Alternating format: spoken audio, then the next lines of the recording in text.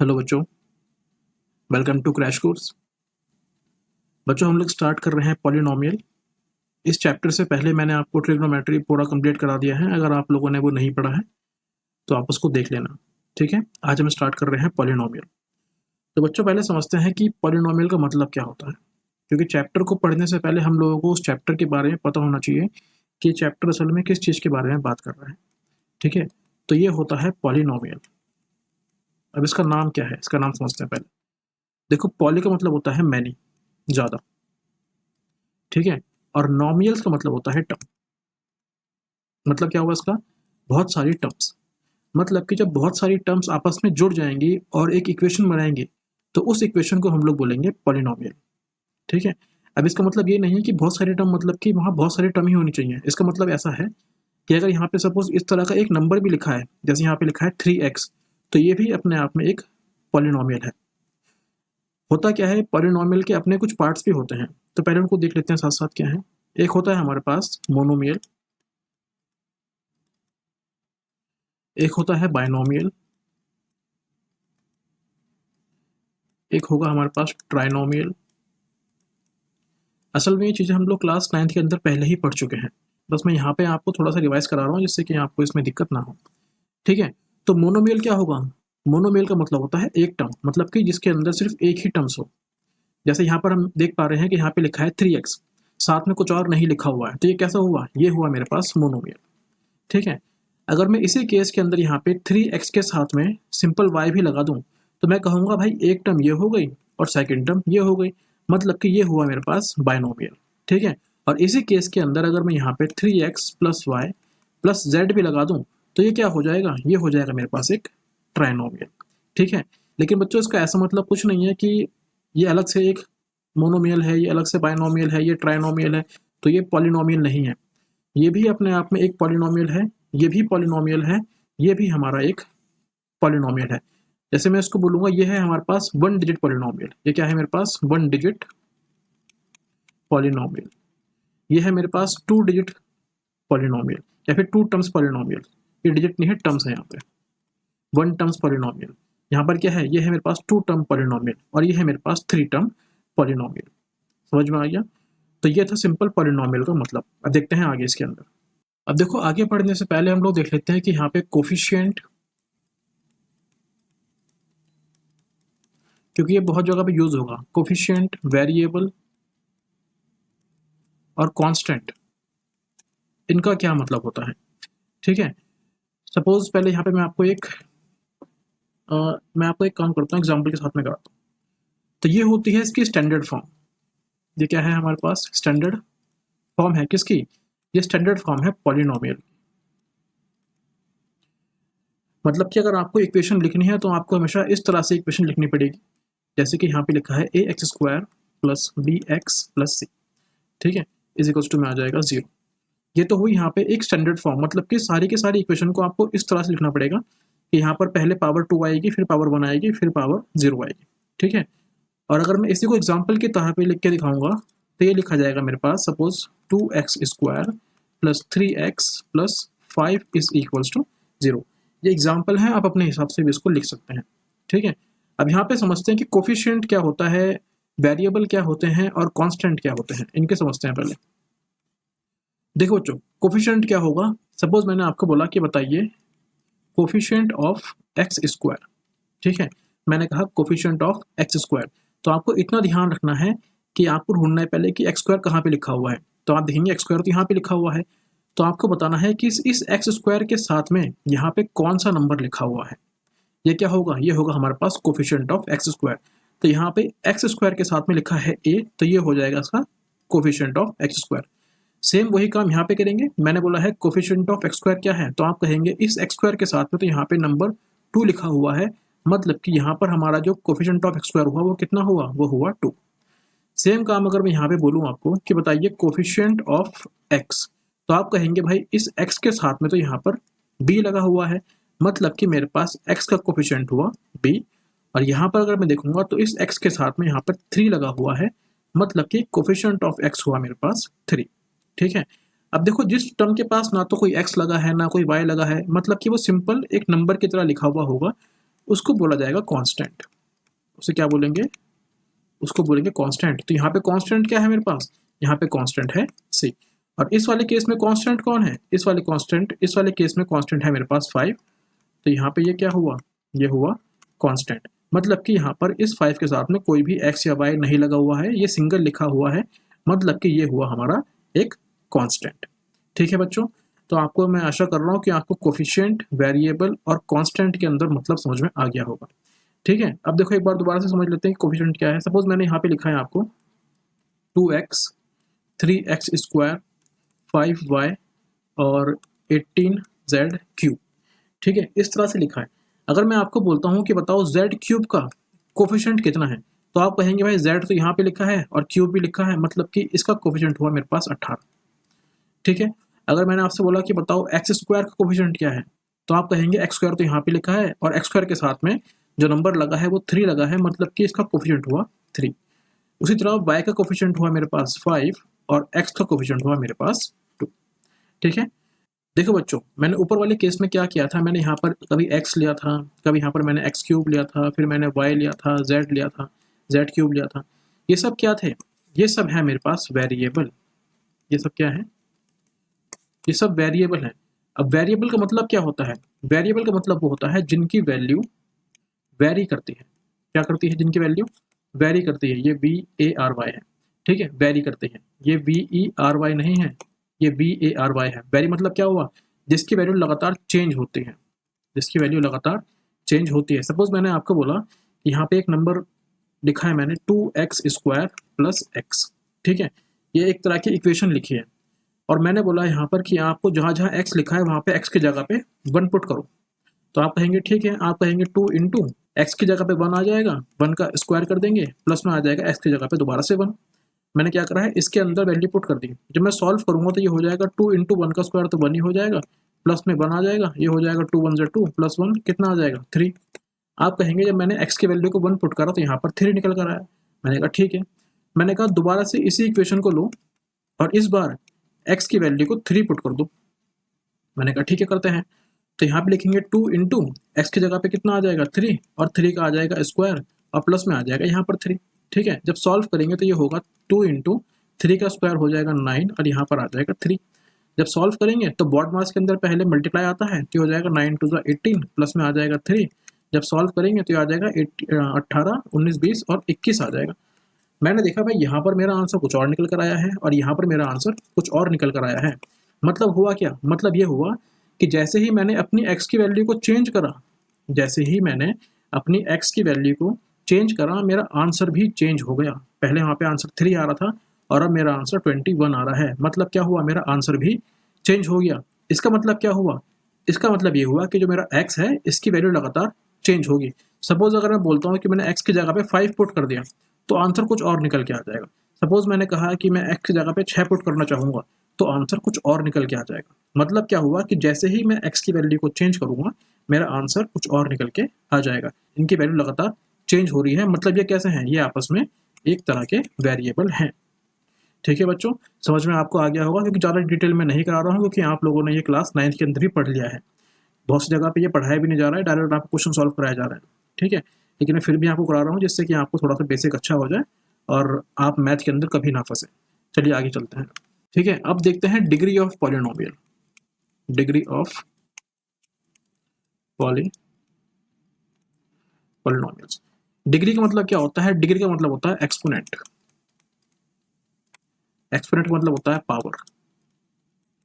Suppose मैंने यहाँ पे एक इक्वेशन लिखी है X cube plus 2x square plus 5x plus 3 is equal to 0। तो मैंने आपसे पूछा बताओ इस इक्वेशन की डिग्री कितनी है।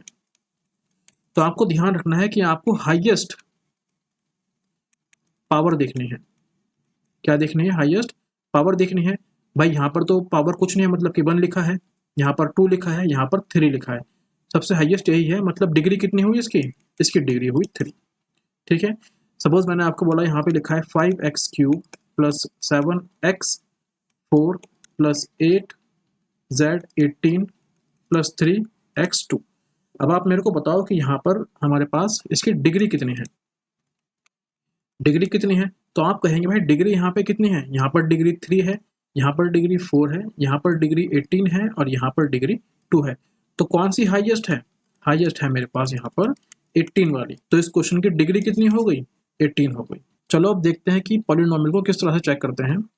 ठीक है बच्चों, इतना ध्यान रखना है आपको कि पॉलिनोमियल की जो डिग्री होगी वो कभी भी एक तो नेगेटिव में नहीं होगी, मतलब कि जो डिग्री होगी वो कभी नेगेटिव में नहीं होगी, और आपका जो वेरिएबल होगा जैसे कि एक्स वाई और जेड, ये कभी भी फ्रैक्शन में नहीं आएगा, मतलब इस तरीके से नहीं आएगा जैसे 1/x आ गया ना, फ्रैक्शन के अंदर नहीं आएगा। बस यही चीज़ देखनी है।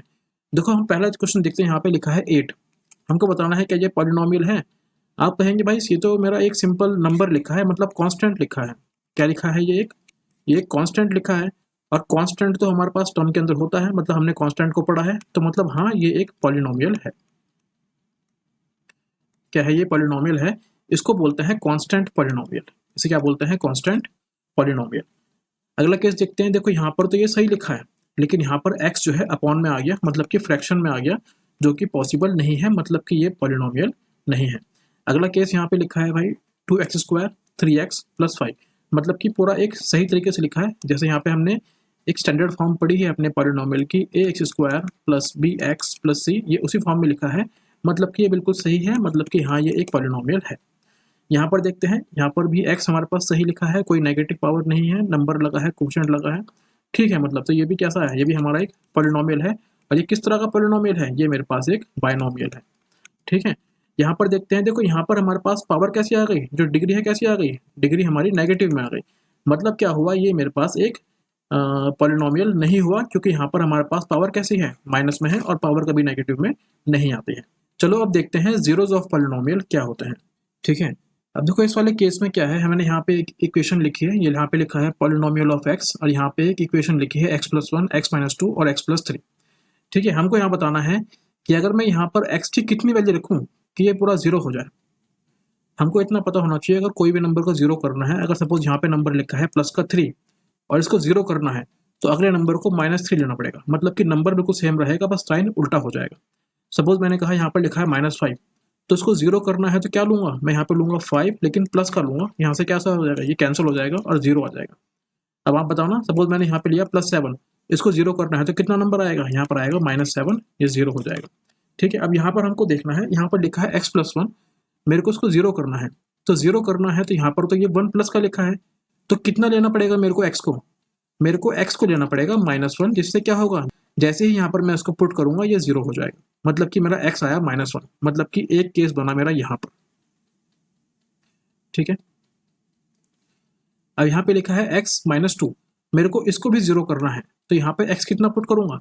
मेरे को पता है यहाँ पर -2 लिखा है, तो कितना लाना पड़ेगा? यहाँ लाना पड़ेगा x = 2, तो एक नंबर आएगा x2। अब x2 कहाँ पर है? ये देखो, ये था हमारे पास x एक्सिस, ये ऊपर है y एक्सिस, तो x कितना आया? 2 आया, मतलब कि यहाँ पर आया। अब देखो इसको जीरो करना है तो कितना लेना पड़ेगा जीरो करने के लिए? यहाँ पर आएगा -3, मतलब कि मेरे पास यहाँ पर x आएगा -3, और -3 तो कहाँ पे लिखा है? यहाँ पर लिखा है, ठीक है। देखो इतना समझ लेना, जैसे यहाँ पर लिखा था पॉलिनोमियल ऑफ x, इसका मतलब क्या हुआ? y तो ऑटोमेटिकली जीरो हो गया, क्योंकि यहाँ पर y की बात ही नहीं कर रहा वो, ठीक है। यहाँ पर बात किसकी कर रहा है? यहाँ पर बात कर रहा है वो पॉलिनोमियल ऑफ x की, मतलब कि हमको सिर्फ ऐसी वैल्यू निकालनी है जहाँ पर x पे वो सेटिस्फाई कर रहा होगा, ठीक है। तो यहाँ पे इसने 3 जगह पे काटा होगा, एक यहाँ पर काटा है, एक -1 पे काटा है, और एक 2 पर काटा है। तो ये 3 क्या हुए? ये 3 हुए इसके जीरो। अब मैं इसको अगर कट करूंगा तो पहले मैं ग्राफ को यहाँ पर ऐसे लाऊंगा, थोड़ा खराब बन रहा है पर मैनेज कर लेना, फिर ग्राफ ऊपर जाएगा और फिर ग्राफ काटेगा इसको 2 पर। तो आप देख पा रहे होंगे इस ग्राफ ने पहले इसको काटा -3 पर, तो ये हुआ मेरा एक जीरो पॉलिनोमियल, फिर यहाँ पे काटा, ये हुआ मेरा दूसरा जीरोज ऑफ पॉलिनोमियल, और एक यहाँ पे काटा, ये हुआ मेरा तीसरा जीरोज ऑफ पॉलिनोमियल। अब इसी के ऊपर हमारा एक क्वेश्चन जो है, मतलब कि जो हमारे 2.1 है, वो इसी के ऊपर पूरी की पूरी बेस्ड है। इसको अब सॉल्व करते हैं, ठीक है। ये क्वेश्चन सिर्फ आपको समझाने के लिए था।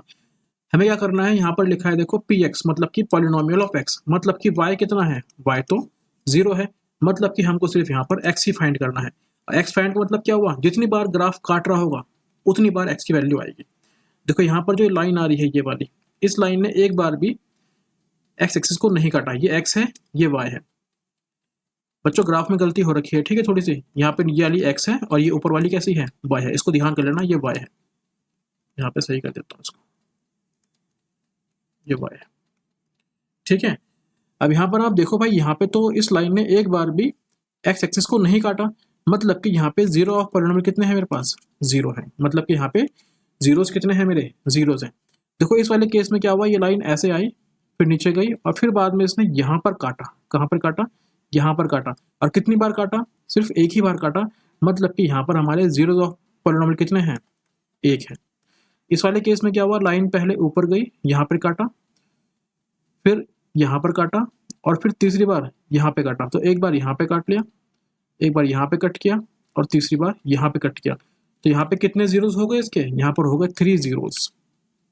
अब देखो इस वाले केस में कैसे कटा है, पहले ग्राफ नीचे गया और बाद में ग्राफ ऊपर आया, मतलब कि इसने एक्स एक्सिस को 2 बार काटा, एक यहाँ पर काटा और एक यहाँ पर काटा। तो यहाँ पर मेरे जीरोस ऑफ पॉलिनोमियल कितने आ गए, ये निकल कर आ गए 2, ठीक है।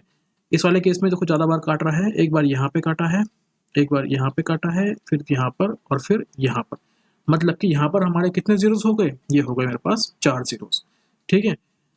बच्चों अगर लाइन टच भी करे, अगर टच भी करेगी ना तो भी इसको जीरो मानना पड़ेगा, ठीक है, तो भी जीरो मानना पड़ेगा। देखो यहाँ पे तो उसने कट किया है लेकिन यहाँ पर टच किया है, तो एक बार, 2 बार और 3 बार, मतलब कि 3 बार एक्स एक्सिस को छूती हुई गई है। तो यहाँ पे कितने जीरोस हो जाएंगे इसके, यहाँ पे हो जाएंगे 3 जीरोस।